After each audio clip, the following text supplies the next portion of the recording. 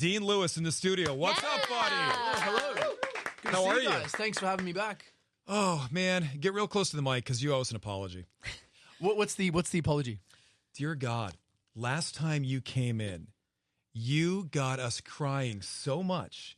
And then you or someone from your social team put me on blast, and it's your song, How Do I Say Goodbye? And I'm sitting there going, my face looks so sad. Was this for How Do I Say Goodbye? Yeah. That's right. When I was here, it was about a year ago, right? Yeah. That really connected with It's because you my guys, dad had actually. passed a number of years ago, and just the idea, and your dad was doing okay and everything. Yeah. But just the idea right then and there, you must have just got me or tugged at a heartstring or something like that, and I teared up. Oh, mate. Well, we're seeing this. We're seeing this at all the shows ever since then, and that was before the song blew up. Like after I came in and did that with you guys, all of a sudden it's big around the world, and we just basically toured it for 9 months nonstop, and everyone's crying. The front two rows are basically just everyone's super emotional, and it's been incredible. Like, because my songs usually just sad breakup songs, right? But now it's the whole dynamic's changed. You know what I mean? So you know what's interesting, and you're going to play a song today, which is it's not a breakup song, but it is a song that reaches into the heart again. You know what I mean? Yes. Is there a chance that maybe today we would also hear Dean Lewis go, a 1, a 2, a 1, 2, 3, 4? Yeah. A happy song? I don't know. Well, it's just hard to write happy songs. Because you know what it is? It's like, because when you write a sad song, you get the heart and the ears. Whereas when you write a happy song, it's just the ears. So it has to be twice as good. So that, I think Ryan Tedder said it somewhere, I remember reading, it was like, if you write a happy song, it has to be good the whole time. Do you know what I mean? Like, with sad songs, you can kind of have like a down point, but people still love it. You ebb and flow, and people love it because it's connecting to them on some level. So it's really enough. You know what's interesting? And I don't think this is exactly what you're saying in certain respects and what Tedder had talked about during that. I think when people are happy and things are going great, I'm not saying that things aren't going great in your life, but when people are happy and going great, they tend to go live their lives. Exactly. When you've got any little bit of melancholy built into your personality and you can tap into feelings, even if you're doing great, you tap into feelings from the past when you realize that your heart was a bit heavier and stuff, that just emotes within your music and comes out in your songs. Oh, exactly. That's where it comes from. When I'm happy in my life, I'm usually sort of doing things, I'm actually am out, or I'm like, but yeah, the sad songs, they tend to come when you're feeling, or songs in general, when you're feeling that way. For me, especially in my life, 100%. I don't really write happy song. I can't do it. I just don't get excited by the idea of it. Like, I'm like, how's that going to connect? And but we'll see. There's always time. Do you sell at your shows? Because I honestly haven't been to one of your shows yet. Yeah. Do you have like Dean Lewis Kleenex? No, but someone said, didn't some band like Kiss sell like air or something like that? What was that band? Air? Someone sold like invisible tears or something like that. I remember. Oh, really? I forget who it was, but it was apparently really smart. But no, we don't sell the Kleenex. But that's a smart idea. You should have that like at the venue. You know what I mean? That's a smart idea. Or embroidered like handkerchiefs so that we can hang on to them. We don't just throw them away. Oh, yeah. That's the play. Better for the environment too. That's the play. Yeah, that's the play. Take it with us. We just sell like, you know what they love hoodies. They love the pink hoodies. I don't know. They love pink hoodies. I love a good hoodie myself. You love a hoodie? I do. I do. No, it's but no, that's a great idea. Great idea. How are you, buddy? Oh man, like since I saw you guys last time, life's changed. Like I came back in here last time and I thought like everything had kind of cooled off in my career because like had Be Alright a few years ago, came back in, spoke to you guys a year ago, just put out How Do I Say Goodbye. Yeah.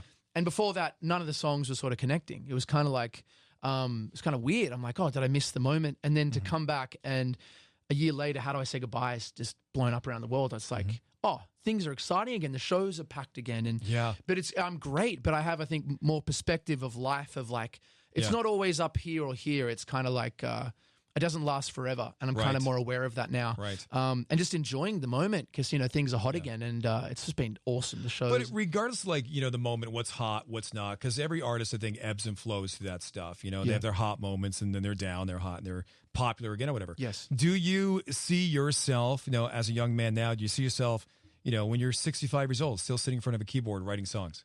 Yeah, that's an interesting one because, like, you get to that. I mean, I'm not that at that level where it's like you, like Ed Sheeran. I could imagine him doing that. Yeah. But I don't know if I've reached that level where I could see if people would be interested long term. But that's the plan. Right. Right now, it feels like that. But that's the plan because I don't really enjoy anything else. Like I don't really. I don't do anything. There's no all I do is music. plan for you. There's no backup plan, and I just write songs. And but I also love chasing great songs that have a potential of connecting on a big level. So if you're 65 and you're writing these songs, I'd have to be in a very different place where I'm okay with just to write about like my dog or something like that. You know what I mean? Like, because what do you write about then? Like, you can't really write about heartbreak when you're married for 30 years. Or maybe I'll be single. You can. You can. I've been married for 25. You still write about heartbreak. Trust me. Every morning show is this heartbreak for you. Yeah. So when you do your song today, we're going to get set up in a couple seconds. We're a few minutes away from that. When you do it, are we going to cry again?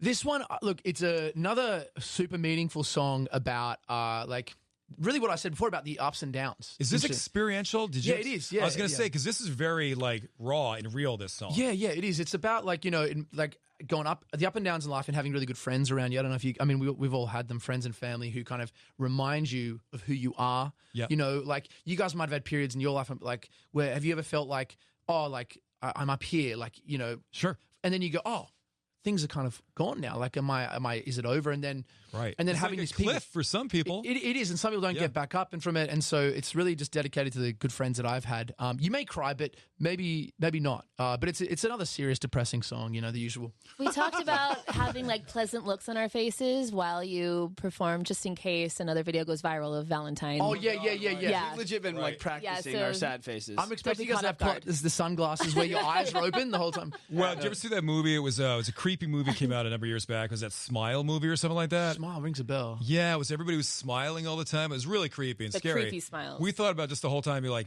yeah, like taping your mouth up or something like that. That hurts though, so I'm not going to be able to do that. I'm just going to look away in case I cry. Yeah. Now, where we're going to film you? Which we're trying to go viral again. Who's your co-writer in this? The same guy with same guy. Yeah, me and my mate John. He actually lives he's a Kiwi. He's a New Zealand. Hurl or her? It's a H word, isn't it? His last name. Hume. Yeah, close. good Hurl, memory. Hume, wow. Yeah. He lives in he's a Kiwi from New Zealand, but he actually lives in Nashville and LA, and we wrote this one in LA. Yeah. Just me and him, but we've been writing together for like a long time, and this took us a long time to get right this one. It was brutal.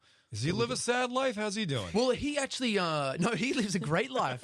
He's so happy. He's got like he's got like a really baller couple of cars. He's got a cool house in LA, and he can write the songs, and then he can just sit in his awesome house. Yeah, and and he can just relax. And we're like on the road for 9 months, which is epic. Exactly right. It's different. It's a different experience. Have you done some writing for other people, or are you keeping everything for yourself? No, I started out that way. I started out writing for other people, and then I realized that it kind of sucks because like I wrote the best song I thought at the time, and then someone's mum didn't like it, and then it just didn't get released. And like I was like, so not having the control to put out the songs. Did you release that song that someone's mum didn't like? It was written with another artist for them, and they just never released it. And I was yes, and I was like, this is the best song. And then so I was like, never again. So you're a co-writer on that song. Yes. They maintain control if it's released or not. Exactly. Their mom didn't like it, so it doesn't get cut. That sits in a vault somewhere and never gets put out. And this happens all the time. So that's when I went, okay, well. Wow. This co-writing thing, I mean, it's great if you get in those, circles where people want to release music, but you don't have any control over what comes out. So, no, I really just write for myself, which is kind of selfish, but in the future, for sure. Yeah, I don't think it's selfish. I mean, you do what you are and where you are in life, but I'm fascinated now. I don't know if you guys are. The song that got away. Mm-hmm. Yeah. I mean, look, I might can't tell us about it. Well, I might listen back now and just think it's the worst thing in the world. Oh, okay. But at the time, I was like, oh my God, this is my best work. But it's like you guys probably feel the same about your show. You ever watched your show back 10 years ago? Like, what do you feel when you watch it back? Oh, do you guys cringe. Cringe. It's awful, isn't it? You're like, no, I was great. No, I've been spot on for years. From day one, I was perfect. Day one, I was great. Coming out of the womb at the microphone, I was great. But is that how your brain is wired? Like if you're going, a normal day, something inspires you to write a song like with us, going through a normal day, it's like, oh, that could be a topic idea for the show. Are you constantly thinking about writing music? Yeah. Like it comes in spurts. Like it really happens like you won't write anything for months. And then it's like a sprint. Like there's an idea. Usually I'll it's Chris Martin. I'll see a YouTube video of him or someone great. And I get this inspiration of like, oh, I want to do something great too because I'm inspired by how did he do that? Like I want to pick up a guitar. It's usually that. And then it's like a sprint. Like it'll come out very quickly. And then I'll leave it for another couple of weeks and I'll come back to it and then just keep recording little memos. And then eventually I'll get to it. But it's a real like sprint, sleep kind of so like you're able to turn it off. Turn it off, yeah. And it's that that linear idea of work where it's like we have this since we're kids, like 8 hours a day, you work 8 hours. But with anything great that I've done in my life, it's usually been lazy for 3 months and then just it can be 5 minutes and then that 5 minutes changes your life and then you turn around the world of that 5 minutes, which is super weird to think about, but that's how it works. I think for a lot of artists it's like that as well. Do you get pressure from like record company management teams when you are lazy for a few months? Do they call you up and be like, hey, Dino? Where's the next song? What's up, buddy? No, like, I mean, I'm lazy, but I think that I put, I think I bother them too much with songs. Like, I'm always like, I'm lazy, but over that period of time, in that like little sprint, I'll get so much done in that little period where they're actually kind of like, the problem is sometimes they'll be like, put out this song, and you want to put out yours. That's the fight, right? It's the fight, and it's really tough because I know what my fans want, and it's the balance of, I know what my fans want, but this song's the one you should put out, and it's how do you stay in control of what you're doing, of course, and make everyone happy, and it's a tough balance to think. Do you want to name the person that is the problem there at the label? Oh yeah, where is he? No, that's great. All right, here we go. Dean Lewis performing live on Valentine in the morning. You're pulling out your cigarette, you bring it up towards your lips, you breathe and push the smoke away like you do with all your friends. Your room is messy and full of clothes, the curtains drawn, the windows closed. When did the person that I love turn into someone I don't know? 'Cause there's a light gone from your eyes, like the whole world's not as bright until you find another high. There's so much pain inside your voice, and you try to drown it out with anything to feel the void. But trust me, mate, you've got this. You always were the strongest. I'm not gonna promise that this won't hurt. You were lying in the bathroom, we almost thought we lost you, 'cause trying to numb the pain only makes it worse. I'm not giving up on you. I say it's time we have to talk.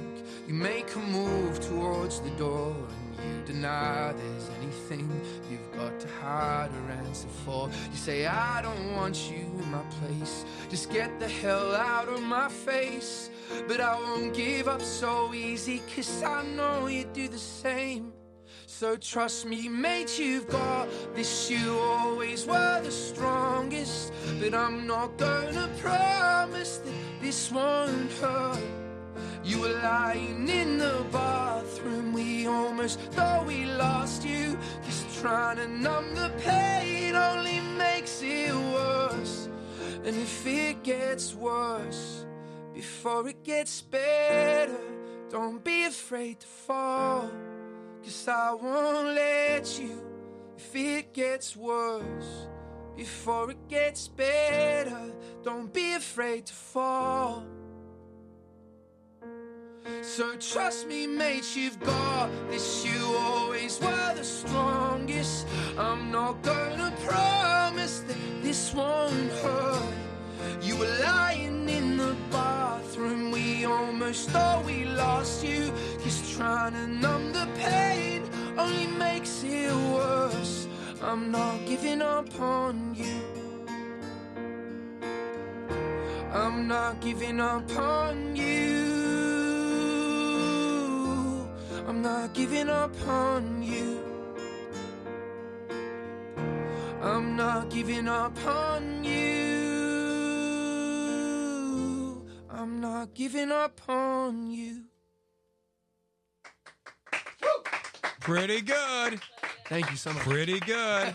No tears. Nice. No try. tears. No tears. No tears. Damn no it. tears. Damn it. I was too busy working my mix magic over here. That was awesome, I was man. staring at you the whole time. Were you seriously? You No, did not look at me, did you? That would have creeped me No, out. no, I didn't. I wasn't. Got it. Jill, was he looking at you?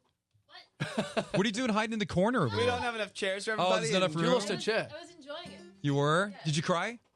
No, but I got chills. You got chills? We'll take chills. Chills or goosebumps. Good vibe. Yeah. No, you guys, both of you, great job. Seriously. Thank you. Thanks for having It's really neat to watch like musicians this close in person too do their craft. It's really talented. What was this gentleman saying? Whenever Oh, this is the great Benno. Alex What's Benno. up, buddy? Yeah. Benno's a vibe. Another He's Aussie, great. 2 Aussies, you know. Two Aussies, yeah. Can't get rid of us. There's too many Aussies in this room. We got Laura too. She's an Aussie. What? You Australian too? She's a Brisbane biscuit. What? Oh, amazing. Oh my god, from Busy. From Busy. There you go. Yeah, she's a busy girl. There you go. Awesome. I love it. Wow. Do you want to do another one? I mean, I don't care. You're here. You want to do something? What do you want to do? How do I say goodbye or be all right? Yeah, let's do that. Yeah, let's keep the eyes. Yeah. All right, let's do it. Let's keep it on 3. All right. All right. Well, this is my song.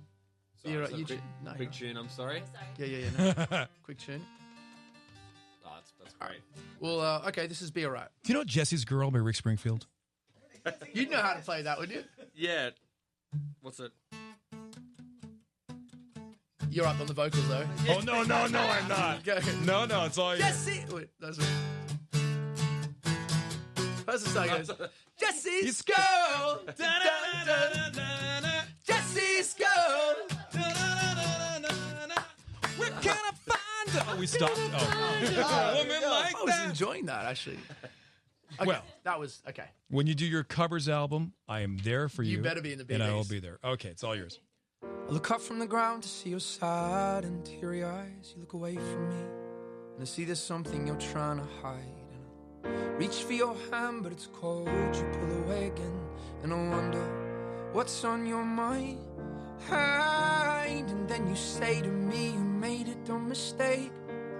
Start to tremble, and your voice begins to break. You say the cigarettes on the counter weren't your friends, they were my mates. And I feel the color draining from my face.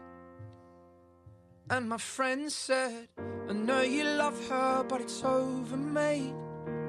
It doesn't matter, put the phone away. It's never easy to walk away. Let her go. It'll be alright. So I still look back at all the messages he'd sent, and I know it wasn't right, but it was messing with my head.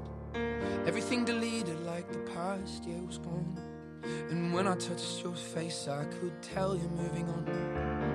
But it's not the fact that you kissed him yesterday, it's the feeling of betrayal that I just can't seem to shake. And everything I know tells me that I should walk away, but I just wanna stay. And my friend said, I know you love her, but it's over, mate. It doesn't matter, put the phone away. It's never easy to walk away. Let her go. It'll be okay, 'cause it's gonna hurt for a bit of time. So bottoms up, let's forget tonight. You find another and you'll be just fine. Let her go, 'cause nothing heals the past like time, and they can't steal the love you're born to find. 'Cause nothing heals past like time, and they can't steal the love you're born to find. I know you love her, but it's over, mate. It doesn't matter, put the phone away. It's never easy to walk away, but let her go. It'll be okay, 'cause it's gonna hurt for a bit of time. So bottoms up, let's forget tonight. You find another and you'll be just fine. Let her go. It'll be alright. It'll be alright. It'll be alright. It'll be alright.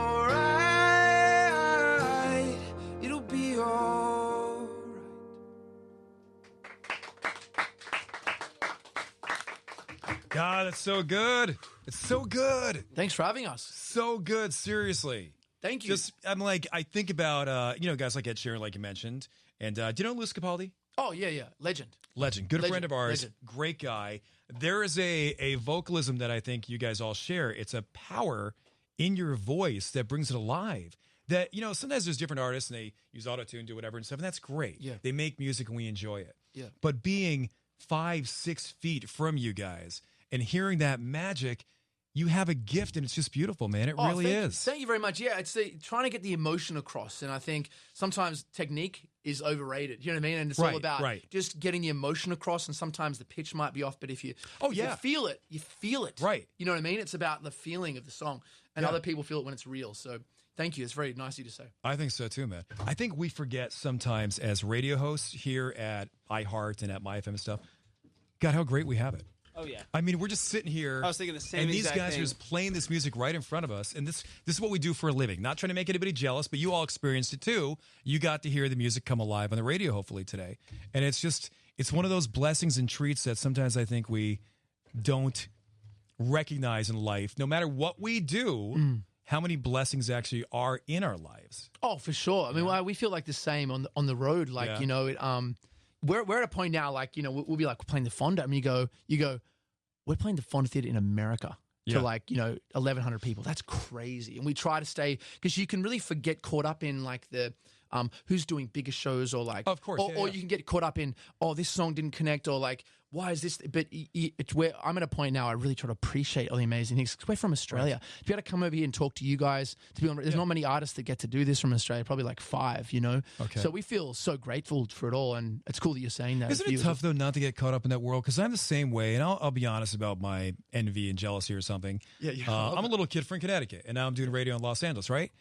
I look down the hall, and there's Seacrest, and he's on TV, and he's a private jet, and he has his own olive farm. You know, just kind of like, you know. But people look at you and be like, you're literally killing it. You know what I mean? But then in your head, you're... In the head, though, you're like, what am I doing wrong? Why don't I have that? Where did I go wrong in life? Absolutely. I mean, I think that I have the same thoughts. You know, you have to fight that. And I think it's focusing on...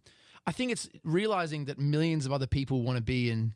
Like, as musicians, probably want to be in my shoes, like, and you got to, and I just really appreciate it. And also, I've had 2 hits now, or you know, how do I say goodbye last year? I was like, okay, I proved it to myself. Now it's like, just enjoy the shows. Also, I think I've had this weird thing where COVID happened after Be Alright. So there was 2 years off. Yeah. So I always expect it to go up and down. But like, that was a weird experience. And it's like, you also can just like keep playing shows and just keep going for years. Because my whole experience was just Be Alright, hit, and then 2 years of nothing because no shows. So it's like coming to terms with, that's not going to happen. I mean, hopefully. That doesn't happen all the time. It's a weird experience. So like, it doesn't mean everything's just over. You know what I mean? So that's kind of cool as well to sort of recalibrate and be like, we'll be back. Right? Yeah, we'll be back next year touring America again and Europe and everything. So just relax a bit, Dean. That's what I tell myself. So, Last thing we have for you.